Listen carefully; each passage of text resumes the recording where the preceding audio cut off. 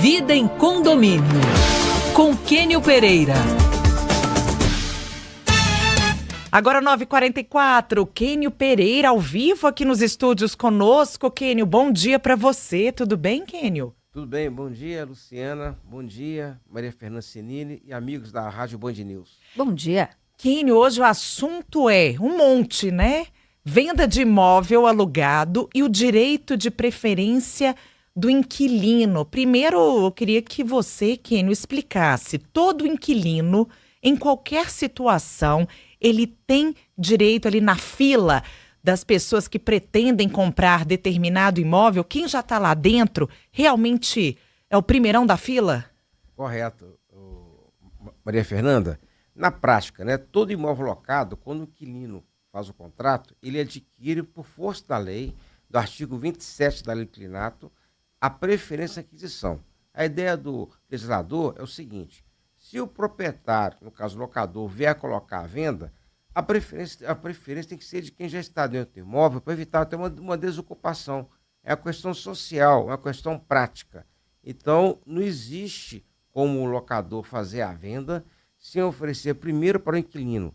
Outro detalhe, Fernanda, a locação pode ter iniciado hoje. Nada impede que o proprietário, o locador, coloque a venda semana que vem. Quer dizer, a locação não impede a venda. Ela simplesmente cria uma situação de maior segurança para o inquilino e a preferência dele é em igualdade de condições com terceiros. Então, o preço for oferecido no mercado, se o inquilino vier a suprir esse preço, ele tem a preferência. Boa. Exatamente. Agora, se o proprietário vender a casa sem oferecer ao inquilino, né? Não ofereceu, ficou caladinho, mesmo com o contrato registrado, o inquilino pode, Kênio, anular a venda, pagando o mesmo preço do comprador? Luciana, interessante. Pode sim, porque a preferência é um dever legal. E o artigo 8º coloca: caso o proprietário venha a ignorar a preferência, o inquilino tem 6 meses de prazo para depositar em juízo o mesmo valor pago por terceiro para anular a venda. Então é importante que o proprietário sempre faça o oferecimento para o inquilino com a carta, né, assinada. O inquilino tem 30 dias para se manifestar, tudo por escrito, nada verbal. E se o inquilino, por acaso, for ignorado e a casa for vendida para José, por exemplo, então o José pagou 1 milhão. O inquilino poderá, no prazo de 6 meses, a partir do registro, depositar esse 1 milhão em juízo com as despesas cartorárias, as despesas da transferência e passar a ser o proprietário. Então, há um prazo de 6 meses para que o inquilino venha a exercer esse direito. E um fato interessante: é fundamental que o proprietário tenha uma assessoria jurídica para evitar esses riscos. O que acontece às vezes é que o pessoal deixa tudo por conta do corretor, e o corretor tem como foco promover a venda, fazer um negócio.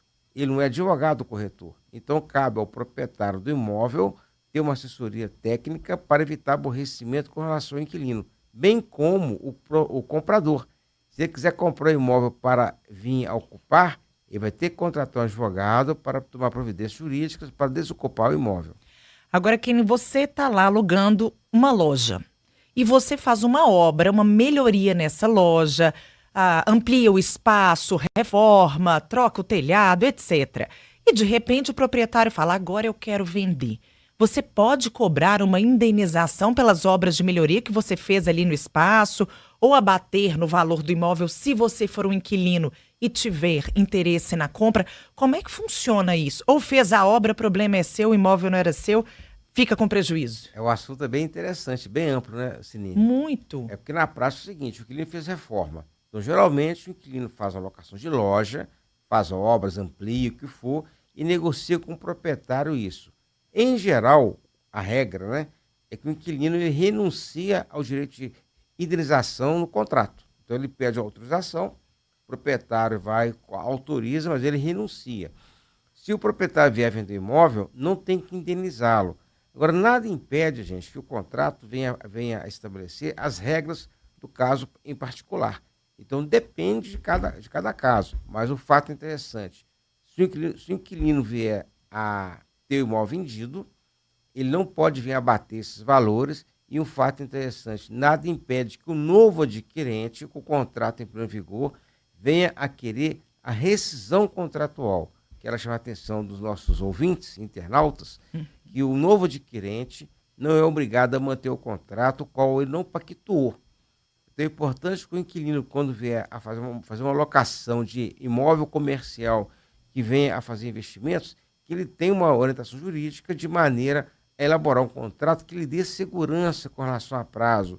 Mas, na prática, a regra legal é que a venda caracteriza a possibilidade do adquirente romper o contrato, desde que esse rompimento venha a ocorrer no prazo de 3 meses a partir do registro do imóvel. Bom, bora para a garagem, ó. A garagem tem vagas inviáveis por erro de projeto. O síndico se recusa a contratar advogado e a construtora diz que a Assembleia deve resolver.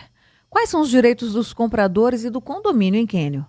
É interessante que tem síndico de prédios novos que é parceiro da construtora, né? É impressionante. Está acontecendo hoje com esse crescimento dos síndicos profissionais. Tem síndico profissional em fazer parceria com a construtora e defender a construtora e não os condôminos. Então, eu quero colocar que isso tem acontecido com muita frequência e cabe aos condôminos tomar providência para trocar o síndico. Então, se a construtora faz uma obra em que as vagas de garagem são impróprias, não comportam os veículos, cabe ao condomínio tomar providências jurídicas para exigir a reparação. Pode ser uma nova obra ou pode ser até uma indenização. Ter que indenizar o condomínio ou alguns proprietários por terem vagas que não comportam o tamanho de um automóvel. Em Belo Horizonte, a vaga regulamentar, de acordo com a prefeitura, ela tem que ter no mínimo 4,50 de comprimento e 2,30 de largura. Mas tem situações, sim, até involuntárias, que a construtora faz a obra, toda a construção é artesanal e pode acontecer que na mudança da pilastra, alguma questão no terreno, a vaga fique menor do que a ideal. Nesse caso, a construtora tem que indenizar o condomínio ou os proprietários de maneira a compensar essa perda da vaga. Mas o síndico, parceiro de construtora, saia correndo dele, viu, gente? Contrate um síndico ou eleja um síndico que não tenha vínculo com a construtora. Agora, que ainda sobre síndico, tem um prazo para você destituir um síndico caso ali os condôminos percebam que ele está fazendo alguma coisa errada? Tem que esperar o mandato dele terminar, porque às vezes é 1 ano, né? Geralmente eles assumem um mandato aí de 1 ano. Mas se nos 6 meses alguém percebeu que está tendo um problema com esse síndico, pode tirar ele antes do prazo de 1 ano? É direito dos condôminos rescindir o contrato ou destituir a qualquer momento sem pagar qualquer indenização. Agora, um detalhe é o seguinte, gente. Se você tem um síndico que não defende o condomínio, que pratica atos irregulares, que se mostra omisso, tire de imediato. Por quê? Acontece casos, Fernanda, que a pessoa deixa o síndico ficar lá, ele pratica atos mais nocivos ainda, porque ele sabe que vai sair. Então, se você tem um funcionário que pratica lá um desvio na empresa, retira de imediato. Se você tem um síndico que pratica algum ato que é contra o condomínio, retira de imediato. Esperar vai agravar o prejuízo. E ele pode se aproveitar desse prazo para praticar atos mais danosos ainda. Então é importante que haja uma cautela, em especial quando o síndico ele é profissional, ele não tem patrimônio. Então tem hora que o síndico faz, às vezes, um documento da construtora renunciando o direito ao condomínio. Essa renúncia vai ter valor porque ele representa o condomínio. Então, cuidado com o síndico que não tenha patrimônio, em especial se ele pratica atos que não são adequados. Então, eleja quem realmente merece sua confiança. Quênio, tá chegando uma pergunta aqui do nosso ouvinte Guilherme. Ele fala bem do dia a dia, tá? Vão colocar ratoeiros, desratização. O prédio está sofrendo aí com invasão de ratos e o pessoal da área privativa e das coberturas estão querendo que o condomínio arque com a desratização dentro do imóvel deles. Porque, enfim, o pessoal acha que os ratinhos estão pulando ali, sai da garagem, pula ali na área privativa, por exemplo, que é mais baixinha. O condomínio tem que arcar com a desratização dentro de unidades, né, dos condôminos ou não? Só área comum? Gente, um fato interessante, as grandes cidades, o que tem de rato na cidade é uma coisa impressionante. né? Então, na área central, qualquer local tem rato. Então, é necessário que haja esse combate por parte do condomínio, porque os ratos geralmente vêm dos esgotos, né? Das áreas térreas, e pode subir para dentro do prédio. Então, isso cabe realmente ao condomínio tomar providências urgentes, com muita determinação, para acabar com essa praga aí. Os ratos realmente transmitem doenças gravíssimas, até doenças fatais.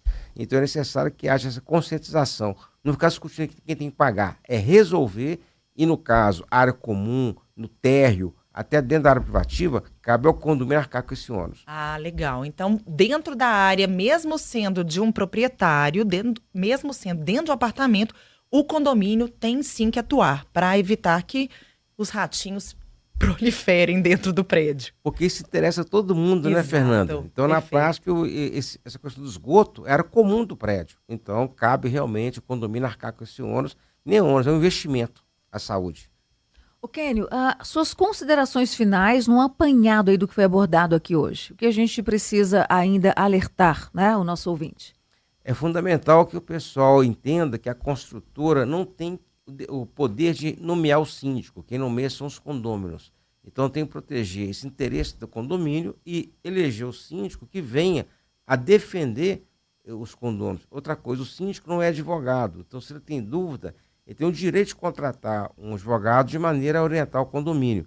E considerações aqui, né, Luciano? Colocar aqui o meu Instagram, caso Boa, alguém Kênio. tem alguma dúvida, querer mandar perguntas aqui para a nossa Band News, né? Tem o WhatsApp da Band News e tem o meu Instagram, que é @escritório Kênio Pereira, e também o telefone é o DDD 31 2516 7008. Então, o Instagram é escritório Kênio Pereira. Qualquer coisa, estou à disposição de todos aí para a gente trocar ideias aqui na Band News. Beleza, Kênio, obrigada. Boa terça-feira para você. Até semana que vem, Kênio. Até semana que vem. Um abraço para todos. Até.